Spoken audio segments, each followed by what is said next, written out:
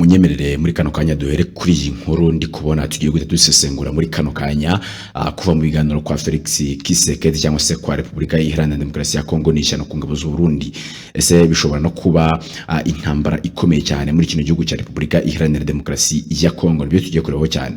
Umwuka w'intambara ukomeje gushyuha cyane mu burasirazuba bwa Repubulika Iharanira Demokarasi ya Kongo, uburyo isaha n'isaha cyangwa se umunsi ku munsi ingabo z'iki gihugu FARDC ndetse n'imitwe yitwaje intwaro wa M23 bishobora rero kwisubukura ikaba yanagira ubukana burenze ubwa mbere cyangwa se ubw'intambara zabanje. M23 cyangwa ndetse na FARDC bishinjanya cyane nibyo tugiye kuba guhita duheraho muri kano kanya. Bishinjanya cyane kureka kwemera agahenge cyangwa se kurenga agahenge, ari nako rero bihirahira guterana amagambo ndetse bikaba byanasubizanya imbaraga mu gihe habayeho gushotora uruhande rumwe cyangwa se urundi, mu gihe uruhande rumwe rushotoye urundi habaho kuvuga amagambo menshi cyane. Aya magambo aherekezwa cyane n'imyiteguro mu rwego rwa gisirikare binyuze mu myiteguro mu myitozo y'imyiteguro ndetse no kongera umubare w'abasirikare cyangwa se abarwanyi ndetse n'intwaro nyinshi. Ibi rero byose biba mu gihe leta ya Qatar ndetse na leta zunze ubumwe za Amerika bikomeje gukora ibishoboka byose kugira ngo byumvikanishe impande zombi, nubwo rero ingengabihe byarihaye yamaze kurenga, kuko iyo ngengabihe ubundi yariteganyijwe bitarenze tariki ya 18 Kanama 2025, ariko iyi ngengabihe yararangiye. Ingengabihe yarateganyijwe kuba yabaho amasezerano y'amahoro agasinywa, gusa ibyo ngibyo byarabaye byararangiye, iyo ngengabihe yararangiye. Ku rubuga cyangwa se ku rugamba rw'urubuga rw'intambara byitwa ko rero imirwano ihari, ariko M23 ndetse n'imitwe igize irimo Wazalendo iri muri Repubulika nyine Iharanira Demokarasi ya Kongo, muri iyi mitwe irimo M23 ndetse n'indi mitwe cyane igize ihuriro rya Wazalendo ndetse ishyigikiwe na leta ya Repubulika Iharanira Demokarasi ya Kongo mu buryo bukomeye, bikozanyaho rero umunsi ku munsi ihuriro rero ry'ingabo za leta, kandi rinakomeje kugaba ibitero byinshi cyane ku basivile barimo n'abaturage b'abanyamurenge mu ntara Kivu y'Amajyepfo. Umwuka uri muri burasirazuba bwa Repubulika Iharanira Demokarasi ya Kongo uca amarenga ko hari ibintu bine bishobora kuba mu gihe cya vuba cyane, ari nabyo rero muri kano kanya tugiye guhita dusesengura. Ntujye kure, ndagira ngo dusesengurane iyi nkuru neza, dusesengurane aya magambo neza, turebe neza uko niba ibi ngibi bishoboka cyangwa se bidashoboka. Turaza no kurara ku Burundi niba biraza kugirwaho ingaruka mu byo tugiye guta dusesengura muri kano kanya. Murabizi ko nje nk'ibisanzwe nitwa Emmanuel Iradukunda, niyo mpamvu tugiye guta twanzikira kuri ibi ngibi. Kwikura mu biganiro kwa Tshisekedi, burya umunyarwanda yavuze ngo ibitinze birabora. Ku musaruro wa gahunda ya Doha itinda, suko wenda kiza ahubwo suko aricyo kiza, ahubwo ni ikimenyetso cy'uko kumvikanisha impande zombi byakomeje kunanirana nyuma yaho amahame rero yasinyiwe i Doha tariki ya 19 Nyakanga 2025 atubahirijwe. Aya mahame yagombaga kubahirizwa ubundi bitarenze tariki ya 29 Nyakanga, impande zombi zikajya mu biganiro by'amahoro bishingiyeho bitarenze tariki ya 8 Kanama. Hanyuma rero nibwo amasezerano y'amahoro yasinywa, ariko iyi ngengabihe yose yari yarapfuye. Ubundi M23 ubundi ishinja leta ya RDC gukomeza kugaba ibitero ku basivile ndetse no ku birindiro byayo, kandi byanze kurekura imfungwa zayo zigera kuri 700. Nyamara yari yaremeye ko izazirekura mbere y'uko ibiganiro by'amahoro bitangira byabereye i Doha. Yagaragaje ko nta mpamvu yaba ifite yo kuba yajya mu biganiro mu gihe aya mahame atubahirizwa. Ubwo aya mahame bari kuvuga ni amahame yo kuba barekura zino mfungwa 700. Nibutsa ko zino mfungwa 700 harimo abagize abari bashyigikiye AFC M23 ndetse n'abandi baturage bose bari bayishyigikiye, ndetse n'abandi bakeka ko ari intasi ndetse n'abasirikari ba AFC M23. Ariko kugira ubu ngubu ntabwo ayo mahame yose yigeze yubahirizwa, niyo mpamvu ibintu bikomeje gukomera cyane muri kiriya gihugu cya Repubulika Iharanira Demokarasi ya Kongo. Imyitwarire y'ubutegetsi n'ubwa Repubulika Iharanira Demokarasi ya Kongo ikwiye kwibutsa ubundi abantu benshi ko kuba inshuro zose bwagendaga bigura intege mu biganiro cyangwa se mu kubahiriza imyanzuro yafatiwe mu biganiro by'amahoro bwabaga bungana no kubivamo burundu. Ibyo niko byagenze n'ubundi mu mpera za 2022 ubwo bwavugaga ko ibiganiro bya Nairobi bishobora kuba byatanga umusaruro mu byasinyiweyo nta kimwe cyakozwe.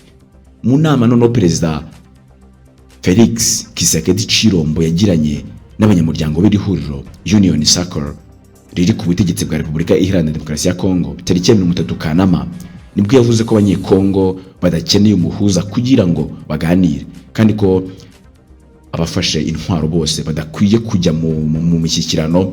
Byari bisobanuye ko rero ibingibi hari ikindi agamije gusobanura, ndetse hari n'ikindi agamije muri gahunda ya Doha. Mu byo Tshisekedi yavuze mu magambo ye ya nyayo, yagize ati abanyekongo ntibakeneye umuhuza kugira ngo baganire, ntibagomba gufata intwaro kugira ngo bahangane mbere yo kujya mu biganiro. Abanyekongo bagaragaje ko bagendera kuri demokarasi, baganira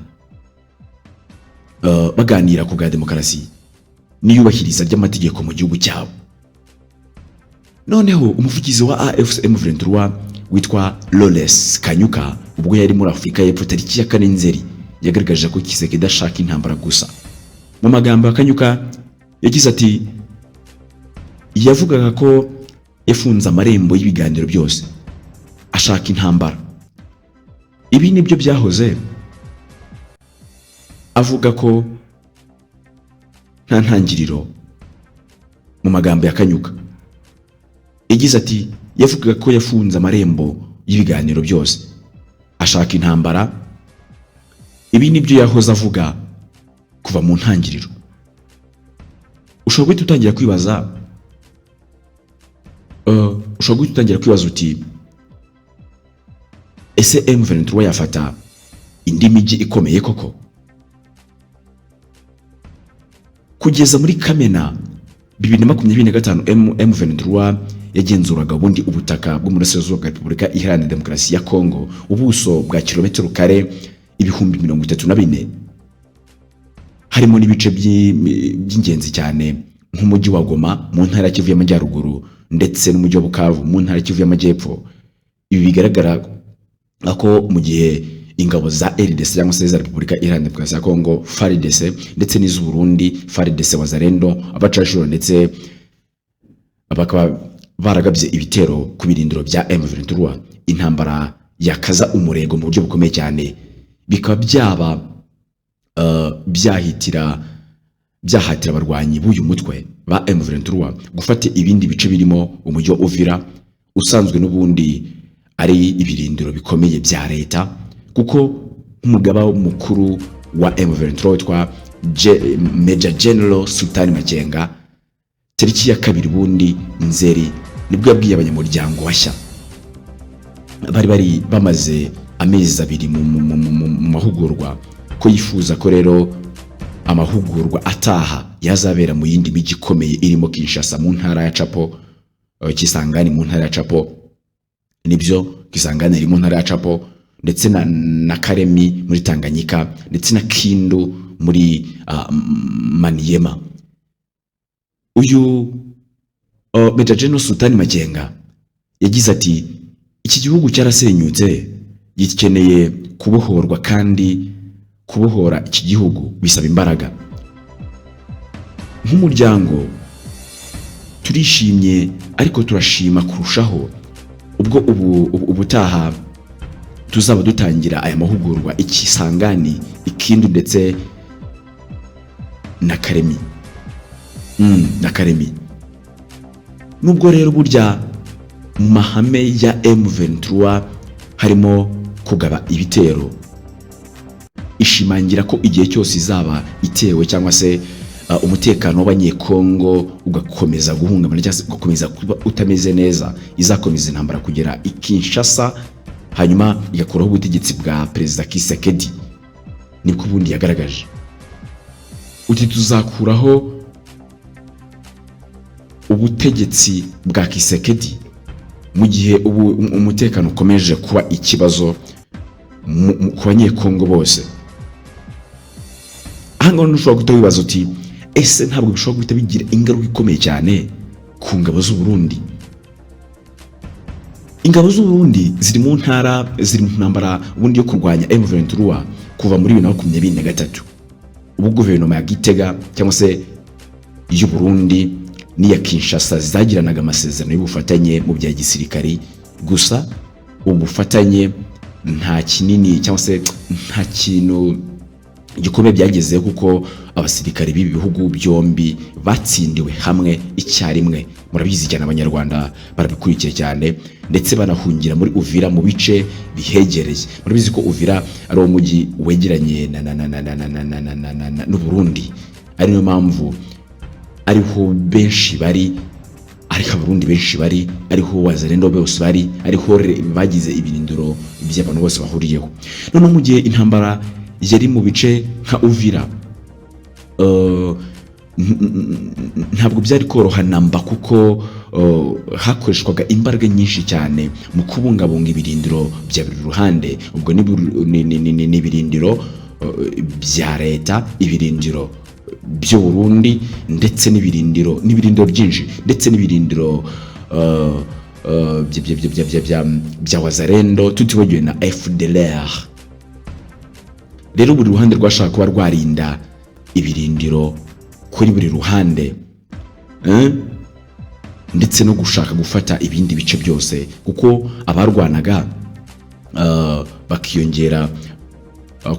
bariyongeraga ku buryo butabayeho na mbere. Ibikoresho byifashishwa nabyo byariyongeraga cyane kuko byari bimaze igihe bitegurwa. Umudepite witwa Justin Bitakwira ushyigikira ubutegetsi bwa Perezida Tshisekedi nibwo tariki ya 17 Nzeri yatangarije Kinshasa ko Uvira ibaye ifashwe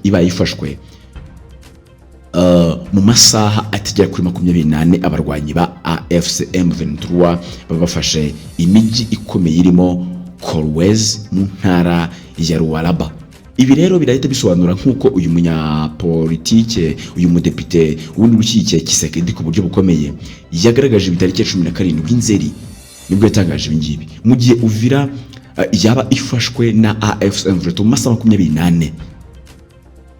Imijyi irimo Kolwezi mu ntara ya Lualaba nayo yahita ifatwa uwo mwanya mu gihe cyihuse cyane amasaha 24 nk'uko uyu mudepite ushyigikiye Felix Tshisekedi Chilombo yabigaragaje muri rusange, nk'uko uyu mugabo yabigaragaje.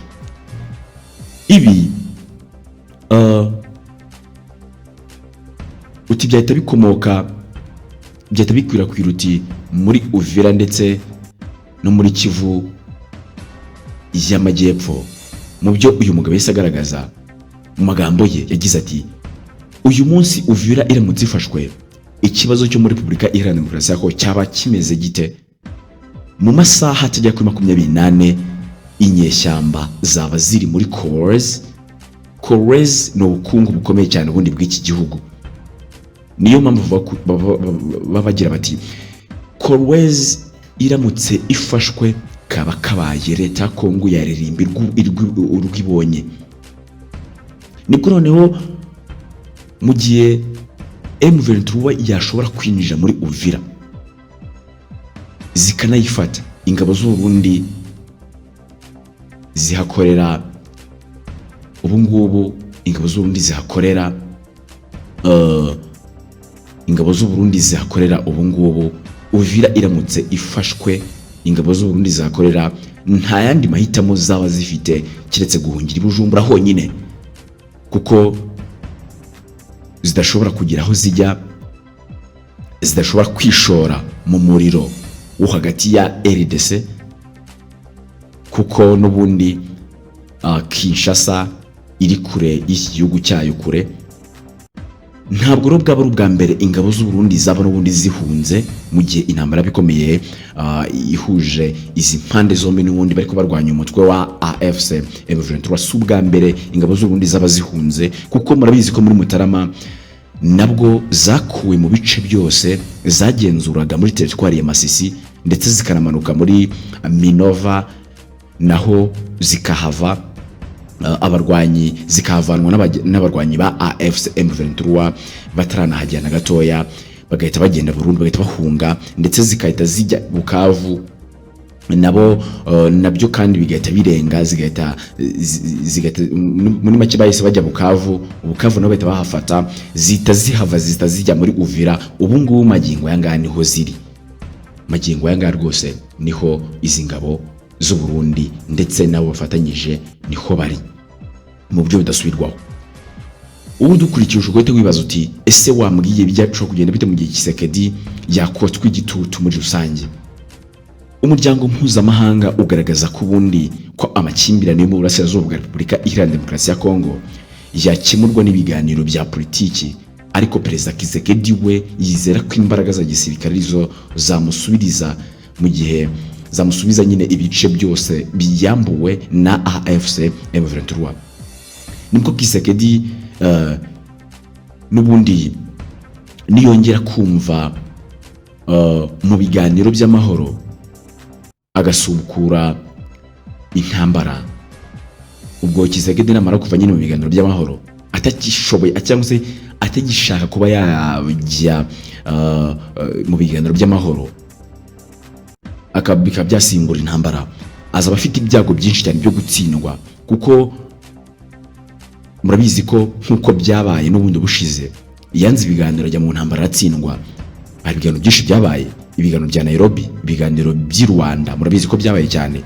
Rero aramutse avuze uti ntabwo nyishaka kujya mu biganiro na gatoya, nje ndashaka intambara, uyu mugabo yahita atsindwa uruhenu, cyangwa se yahita atsindwa mu buryo bwihuse cyane nkuko byabaye bushize, kuko ingabo ze zambuwe ibindi bice bigiye bitandukanye byinshi, kandi nabyo nibiba amahanga zongera mwotsi igitutu cyinshi cyane kugira ngo ayoboke inzira za politiki. Ibyo murabizi, ntabwo nshaka guhita mbigarukaho cyane, kubera ko noneho igitutu cyo kwambura, kubera igitutu cyinshi cyane afite cyo kuba yakamburwa ibindi bice, Tshisekedi ntandi mahitamo yazaba afite, kuko ntabwo azamburwa ibice bibiri gusa cyangwa se ibindi ho tumaze kubibona Uvira ndetse na Kolwezi, ntabwo azamburwa gusa, bazakomeza. Murabizi ko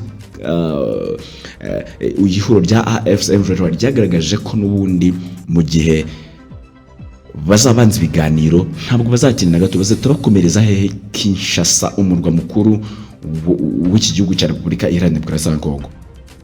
None kubera igitutu cyo kwamburwa ibindi bice n'ubundi mu gihe yaba yemeye intambara, yanze ibiganiro bya politiki cyangwa se bya diplomasi, Tshisekedi ntandi mahitamo azaba afite keretse kwemera gusubira mu biganiro by'amahoro, nubwo ku mutima azaba agifite akangononwa kuko atagishaka kujya mu ntambara, atagishaka kujyana ko mu biganiro ko ashaka intambara. Uyu mugabo abantu benshi bagaragaza ko afite ikibazo kitamworoheye nawe, ari nayo mpamvu kigaragarira mu mitekerereze n'ibyo avuga byose, kuko akeka ko n'ubundi mu gihe AFC M23 yaba igumye hariya byaba bimworoheye, kuko yabagumye ku bitekerezo mu gihe runaka, ariko avuga ko yagiye mu biganiro ingingo afite ntago zimwemerera kuba yatsinda, cyangwa se ingingo zizakumvikana cyane mu biganiro, cyangwa se zaba inzira y'amahoro akeneye muri Repubulika Iharanira Demokarasi ya Kongo. Rero ubwo rero umujyi wa Goma ndetse no Bukavu yari maze ubundi gufatwa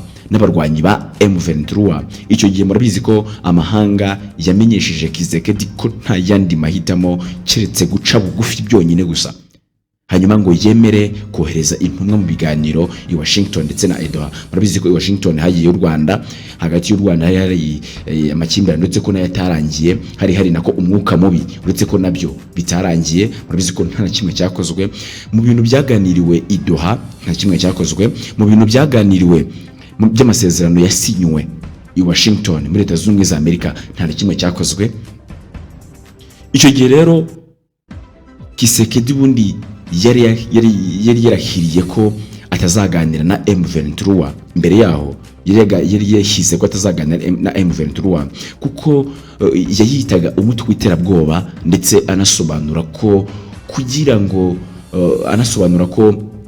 kuganira n'uwo mutwe baganire bajye ku meza ibiganiro ari wo murongo utukura adashobora kuba yarenga uyu mugabo Felix Tshisekedi nk'uko yakunze kubigaragaza akenshi cyane. Niyo mpamvu abenshi iyo bashingiye ku kuri bagira bati Tshisekedi, abanyarwanda bajya bagaragaza bati mu kinyarwanda cyiza cyane, amaherezo y'inzira ni mu rugo. Wirindiriza kuvoma amazi ariko yakuyavoma. Icyo Tshisekedi akeneye ni ibiganiro, kuko intambara ntabwo ashobora kuba yayitsinda mu gihe yaba akiri ku butegetsi. Ntabwo gashobora kuba yatsinda intambara yose, kuko igisirikare cye kiroroshye cyane ku buryo n'abenshi bakomeye bafite imbaraga, bafite ibitekerezo muri kano kanya bakeneye kujya ku ruhande rwa AFC M23, kuko ejo bundi murabizi ko hari abasirikari ndetse n'abandi bashaka kwiyungaho bagera ku 7,000 bayiyunzeho. Murumva ko amaboko akomeje kuba menshi.